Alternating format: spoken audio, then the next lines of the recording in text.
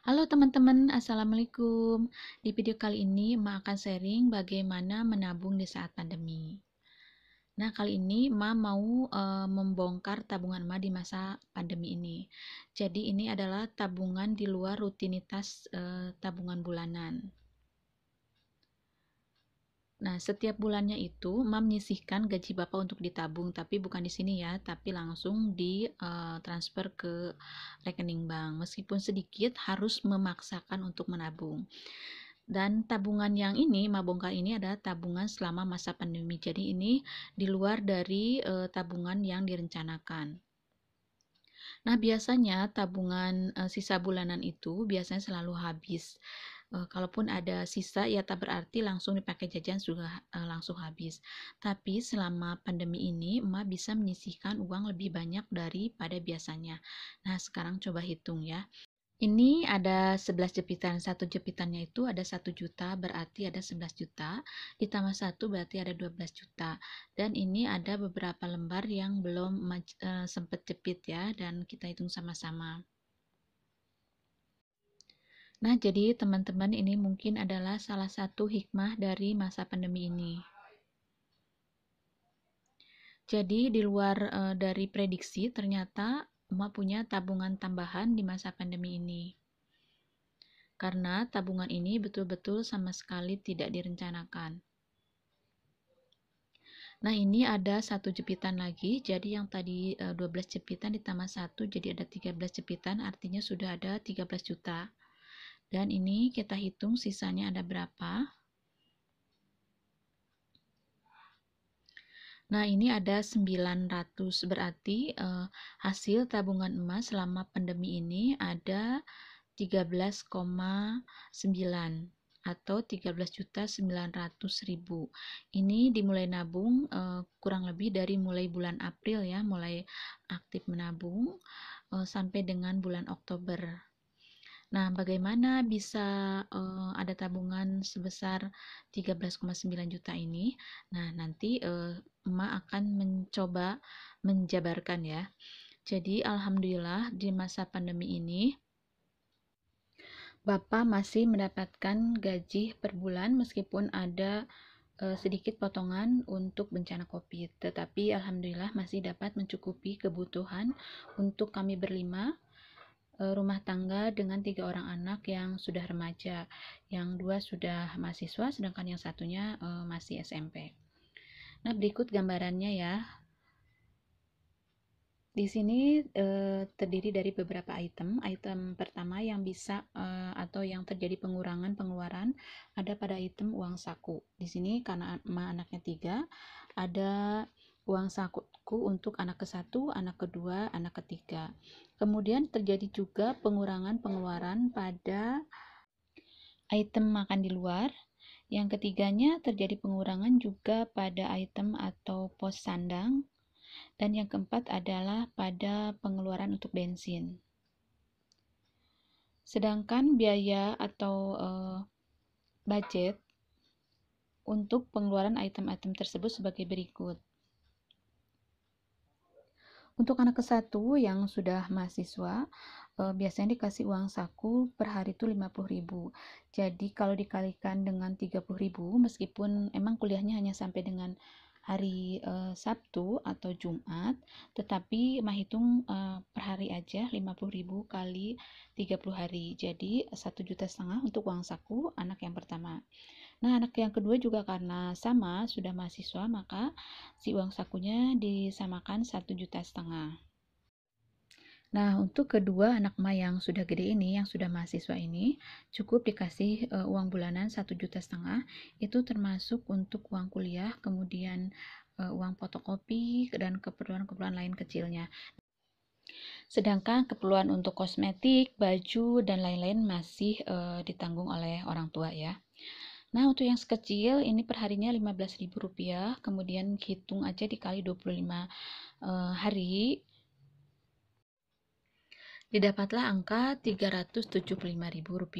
Kalau untuk yang kecil ini mah hitung 25 hari aja karena dia kan masih suka bolak-balik minta, sedangkan yang gede itu udah full untuk 1 bulan.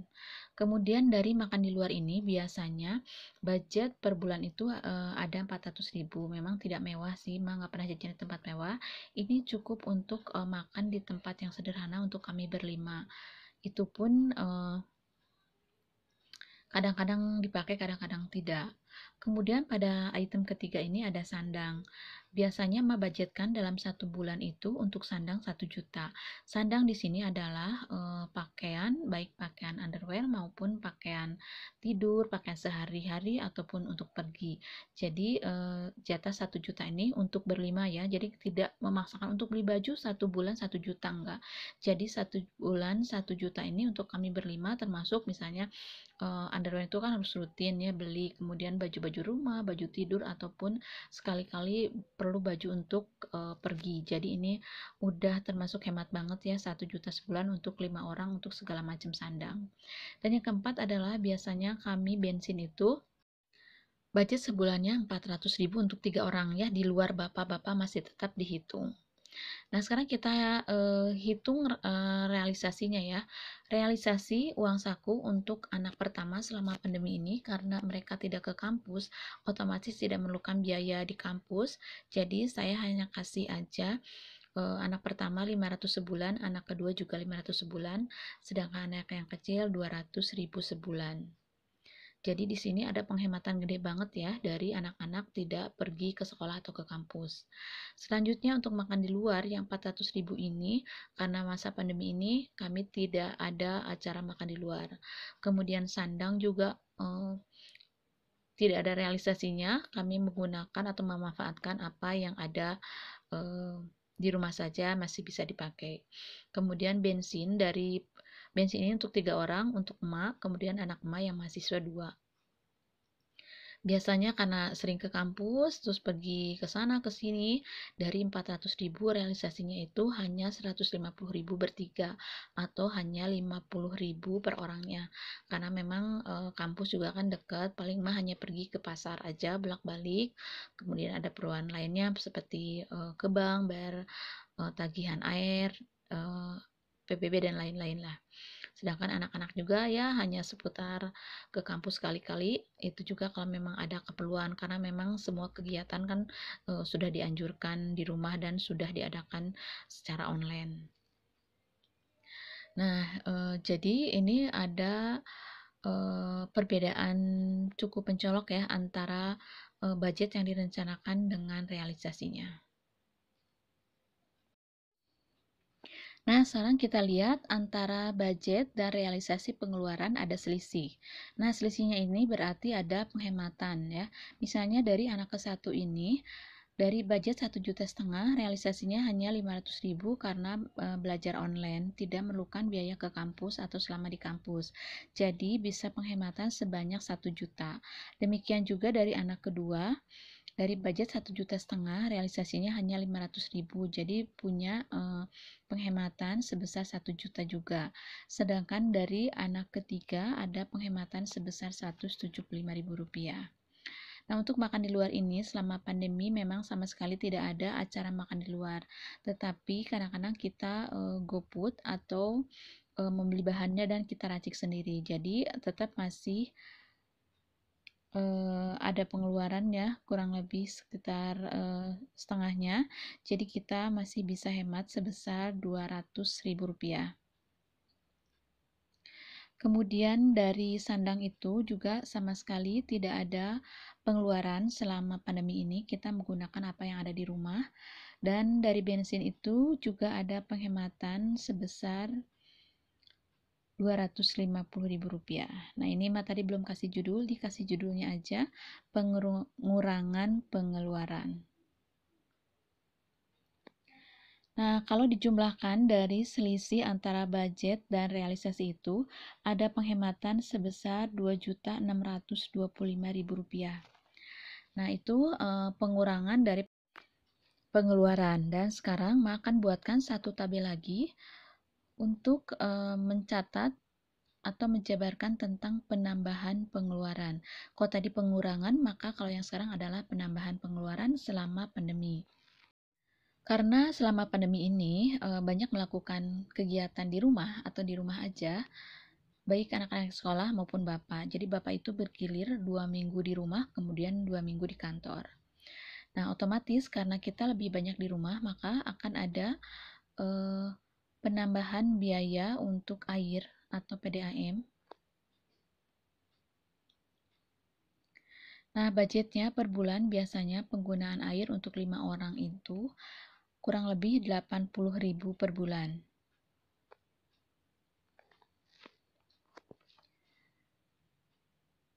Nah, realisasinya selama pandemi ini karena kita banyak di rumah, maka pengeluaran air ini jadi bertambah.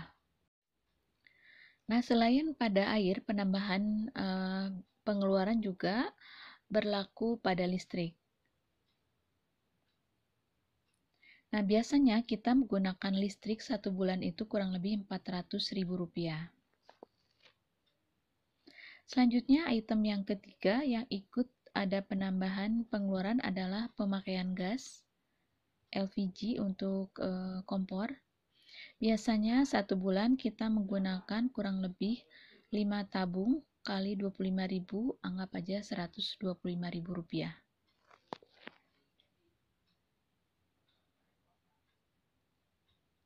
Kemudian item keempat yang ada penambahan pengeluaran adalah pada item belanja mingguan, yaitu ke pasar ya. Biasanya budget per bulan untuk belanja mingguan ke pasar itu budgetnya adalah Rp300.000. Nah, yang Rp300.000 per minggu itu sudah tidak beli misalnya beras, minyak goreng di luar itu ya. Jadi hanya digunakan untuk lauk pauknya aja, yaitu sayuran dan protein hewani. Selanjutnya item kelima ada penambahan pengeluaran pada pembelian sanitizer.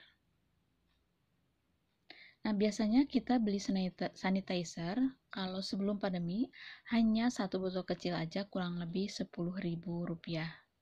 Nah, ini biasanya untuk dibawa bekal untuk anak-anak sekolah ya. Jadi karena tidak 1 bulan habis 1 botol, biasanya beli 1 botol itu gantian. Bulan ini untuk kakak, bulan berikutnya untuk kakak yang kedua, dan lain-lain. Selanjutnya ada masker. Nah, sebelum pandemi itu memang Mas suka beli masker 1 dus ya, harganya itu Rp30.000. Itu biasanya digunakan pada saat pergi-pergian jika tidak menggunakan masker kain. Jadi hanya perlu 1 dus aja. Nah, sekarang kita isi realisasinya ya.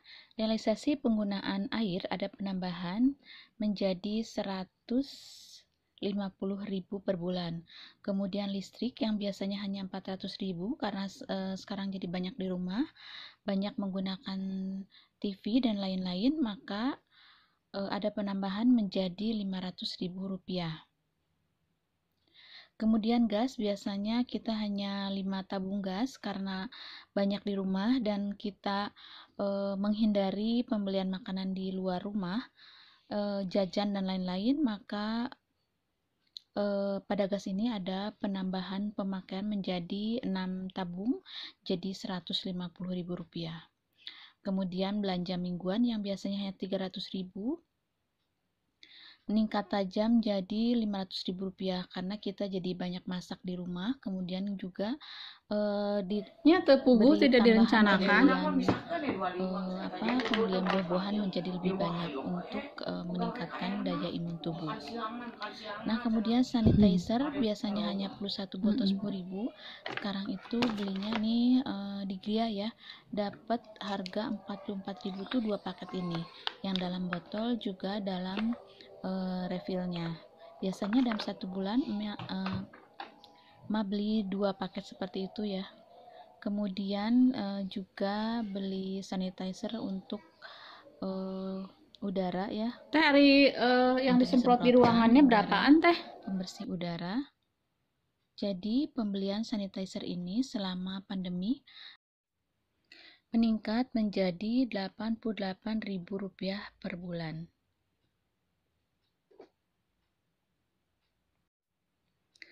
Kemudian pembelian masker juga di sini meningkat ya. Yang biasanya 1 dus menjadi 2 dus. Itu pun harganya melambung tinggi, dan waktu itu karena masih ada stok nggak langsung beli pada saat naik-naiknya harga. Jadi emak kembali beli masker itu, masker kesehatan, setelah harga mulai turun lagi menjadi Rp60.000, beli 2 box menjadi Rp120.000. Dan sisa dari keperluannya menggunakan masker dari kain yang lebih hemat dan bisa dicuci, dipakai ulang. Kemudian juga ada penambahan pengeluaran pada pembelian sanitizer untuk disemprot di udara ya, sebanyak 1 botol saja, harganya Rp20.000. Kemudian juga ada penambahan pengeluaran pada vitamin. Biasanya sih sebulan kalau sebelum pandemi cukup sekitar Rp50.000 saja untuk membeli vitamin C misalnya, vitamin dan lain-lain. Kemudian pada saat pandemi ini, karena untuk meningkatkan daya imun, meningkat menjadi Rp100.000. Nah, kurang lebih ada berapa item ya? 8 item yang ada penambahan pengeluaran selama pandemi ini. Selanjutnya, kita hitung selisih dari budget dan realisasinya. Nah, untuk air ini dari budget Rp80.000, kemudian realisasinya Rp150.000. Jadi ada selisih atau tekor ya, ini mah tulis aja nombok ya, sebesar Rp70.000. Kemudian pada listrik ada penambahan biaya sebesar Rp100.000. Selanjutnya dari gas itu ada penambahan biaya sebesar Rp25.000. Selanjutnya di belanja mingguan, karena sering masak di rumah akhirnya tidak jajan, ada penambahan pengeluaran sebesar Rp200.000, lumayan cukup besar. Kemudian di sanitizer juga ada penambahan pengeluaran sebesar Rp78.000. Kemudian pada masker juga ada penambahan pengeluaran sebesar Rp90.000. Kemudian juga pada sanitizer ruangan atau semprot untuk udara sebesar Rp20.000. Dan yang terakhir dari vitamin ini ada penambahan pengeluaran sebesar Rp50.000. Nah, sekarang kita totalkan berapa jumlah dari selisih budget dengan realisasi seluruhnya. Kita jumlahkan dari awal sampai akhir, maka ada selisih dari budget terhadap realisasi sebesar Rp633.000. Maka dapat kita simpulkan dari pengurangan pengeluaran dengan penambahan pengeluaran sebagai berikut.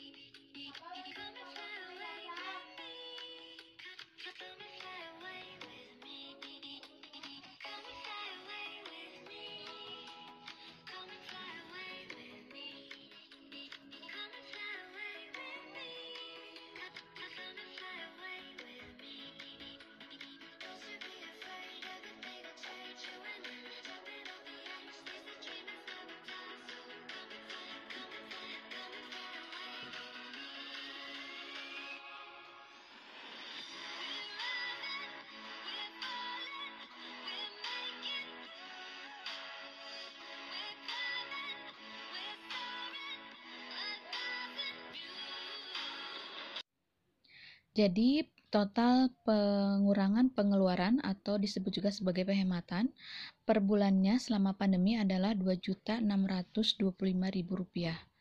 Sedangkan penambahan pengeluaran sebesar Rp633.000 per bulan.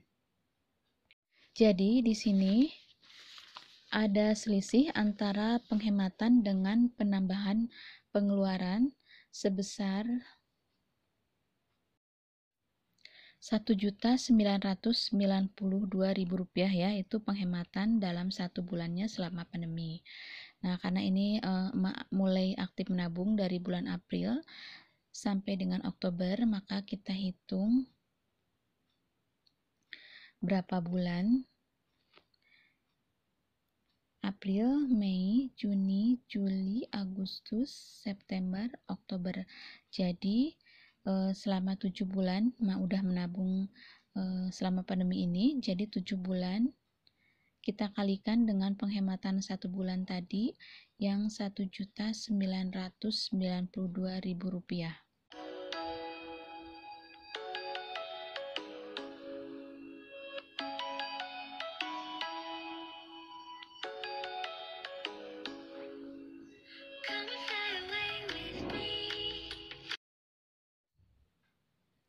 Maka didapatlah angka